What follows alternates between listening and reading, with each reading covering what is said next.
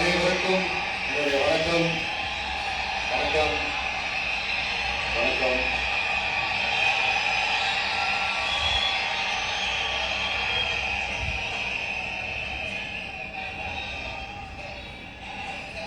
என்ன சொல்றது, எப்படி ஆரம்பிக்கிறதுன்னு தெரியல.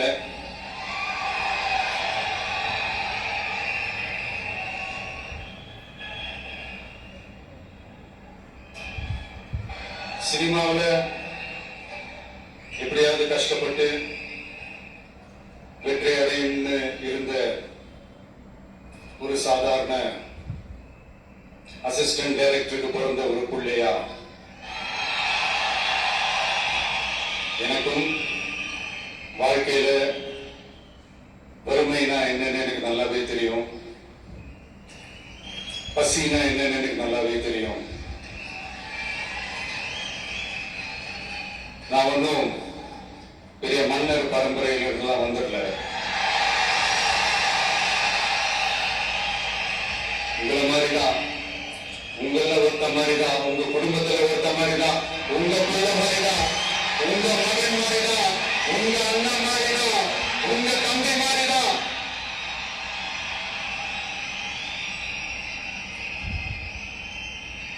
அப்படிதான் நான் உணர்றேன். நீங்களும் என்ன அப்படி நினைச்சதுனாலதான் சினிமாவில் எனக்கு ஒரு மிகப்பெரிய ஒரு இடத்த ஒண்ணு கொடுத்தீங்க. அதையெல்லாம் விட்டுட்டு உங்களுக்காக நன்றி கடன் செலுத்துறதுக்காக அரசியலுக்கு வந்த உங்க விஜய, இந்த விஜய, நீ வா விஜய், நாங்களா இருக்கோம், பாத்துக்கிறோம். விஜய் தம்பி நீ வா, நாங்க இருக்கோம். விஜய் தம்பி நீ வா, நாங்க இருக்கோம். அண்ணா நீ வாடா, நாங்களா இருக்கோம். நண்பா நீ வா நண்பா, நாங்களா இருக்கோம் சொல்லி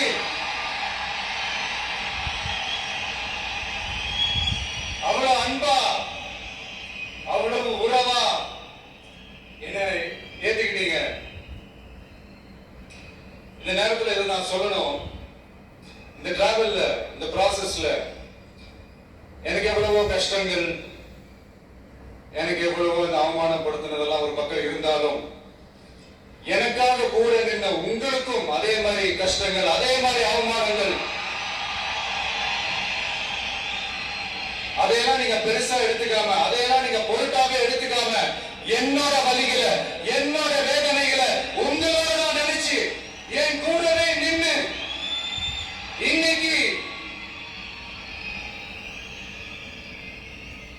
சி ஜோசப் விஜய் எனும் நான்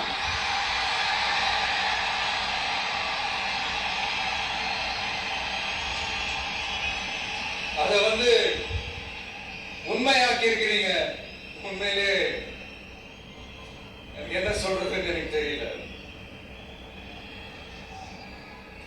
என்னுடைய உறவுகளே, என்னுடைய சொந்தங்களே, நான் ஒன்றும் தேவ தூதரெல்லாம் கிடையாது. நானும் ஒரு இயல்பான ஒரு வாழ்க்கையை வாழ்ற ஒரு சாதாரணமான மனுஷன் தான். நான் முன்னாடியே சொன்ன மாதிரி அது செய்வேன், இது செய்வேன்னு பொய்யான வாக்குறுதிகள்லாம் கொடுத்தவங்கள நான் ஏமாத்த மாட்டேன்.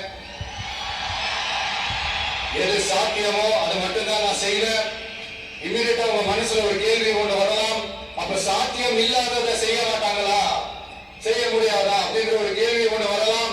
இத்தனை கோடி மக்கள் என் கூட இருக்கும் போது எது வந்தாலும் பார்த்துக்கலாம், என்ன வந்தாலும் பார்த்துக்கலாம் அப்படின்னு அந்த கான்பிடன்ஸ் என் மனசுல இருக்கு. இன்னொரு விஷயமும் நான் இங்க சொல்லணும். இன்னைக்கு நம்ம தமிழ்நாடு கவர்மெண்ட் இருக்கிற அந்த நிலைமையை பத்தி நான் உங்ககிட்ட நான் சொல்லணும். கிட்டத்தட்ட 10 லட்சம் கோடிக்கு மேல கடன் வாங்கி வச்சுட்டு போயிருக்கிற இன்னைக்கு அந்த தமிழ்நாடு அரசு இருக்கிறப்போ, கஜானாவை சுத்தமா தொடச்சி வலிச்சு வச்சுட்டு போயிருக்கிறப்போ, தூக்க முடியாத சுமையை ஏற்றி வச்சுட்டு போயிருக்கிறப்போ,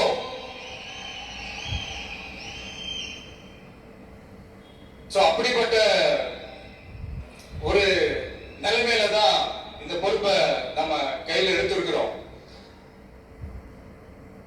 உடனே நீங்க நினைக்கலாம், என்னடா ஏதோ பொறி வச்சு பேசுறாரா அப்படின்னு. அப்படிலாம் எதுவுமே கிடையாது. உள்ள போய் பார்த்தாதான் தெரியும் எது எந்த நிலைமையில இருக்குன்னு, என்ன இருக்கு என்ன இல்லை, எது எந்த நிலைமையில இருக்கு, எது எந்த நிலைமையில இல்ல. சோ அதையெல்லாம் பார்த்துட்டு உங்களுக்கு ஒரு வெள்ளை அறிக்கையா அது வெளியிடணும்னு நான் நினைக்கிறேன். ஒரு டிரான்ஸ்பரண்டான ஒரு கவர்மெண்டா, அதாவது இன்னைக்கு நம்ம தமிழ்நாடு கவர்மெண்ட் இந்த நிலைமையில தான் இருக்கு அப்படின்றத உங்ககிட்ட சொல்லிட்டு I just want to take it forward from there. அதுதான் நான் முதல்ல செய்யணும்னு நினைக்கிறேன். தமிழ்நாடு பொறுத்த வரைக்கும் யாரையாவது போய் ஏதாவது சந்திக்கணும் அப்படின்னா இந்த மூஞ்ச மூடிக்கிட்டு போய் சந்திக்கிறதோ, இந்த மறைமுகமா உங்களுக்கு தெரியாம போய் சந்திக்கிறதோ அப்படிலாம் நான் செய்ய மாட்டேன். எதுவா இருந்தாலும் வெளிப்படையாக ஒளிவு மறைவு இல்லாம தான் நான் செய்வேன். இவ்வளவு பெரிய ஒரு பொறுப்பை என் கையில கொடுத்திருக்கிறீங்க, அதே நேரத்தில் எனக்கு கொஞ்சம் அவகாசமும் நீங்க கொடுக்கணும்னு நான் ரிக்வெஸ்ட் பண்ணி கேட்கிறேன்.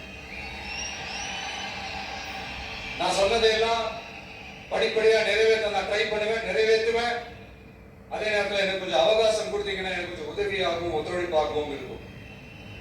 இது உங்களுடைய ஆட்சி. பெண்கள் பாதுகாப்பு ரொம்ப ஸ்ட்ரிக்டா வச்சிருப்பேன். போதைப் பொருள் கலாச்சாரம் அதை கண்ட்ரோல் பண்றதுக்கு என்னென்ன ஸ்டெப்ஸ் எடுக்கணும், என்னென்ன முயற்சிகள் எடுக்கணும், இன்னிலிருந்து அதை நான் எடுப்பேன். நம்ம பசங்களை அதிலிருந்து காப்பாற்ற வேண்டியது நம்ம அரசனுடைய பொறுப்பு. அதே மாதிரி சட்டம் ஒழுங்கு எல்லாருக்குமான பாதுகாப்பை நான் உறுதிப்படுத்துவேன். என்ன அவமானப்படுத்துறவங்களாகவே இருந்தாலும், என்ன கஷ்டப்படுத்துறவங்களாகவே இருந்தாலும், அவங்களும் என் மக்கள் தானே. நண்பர்களாக இருந்தாலும் எதிரிகளாக இருந்தாலும் 8 கோடி மக்களும் என் மக்கள் தானே.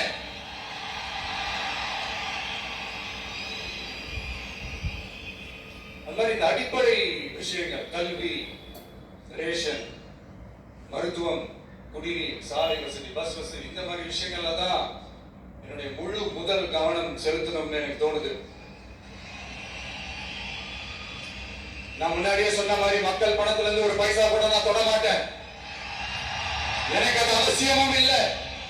அது உங்களுக்கு நல்லாவே தெரியும். இந்த விஜய் தப்பு பண்ண மாட்டான், தப்பு பண்ணவும் விட மாட்டான். அது யாராக இருந்தாலும் சரி, என்னோட கவர்மெண்ட்ல என் கூடவே இருக்கிறவங்களாகவும் சரி, விட மாட்டான். சப்போஸ் யாருக்காவது அப்படி ஒரு எண்ணம் மனசுல இருந்துச்சுன்னா, நம்ம ஜெயிச்சுட்டோம், ஒரு ஆட்டம் ஆடி பார்க்கலாம் அப்படின்ற எண்ணம் யாருக்காவது இருந்துச்சுன்னா இப்பவே இந்த நிமிஷமே அதை எரேஸ் பண்ணிடுங்க.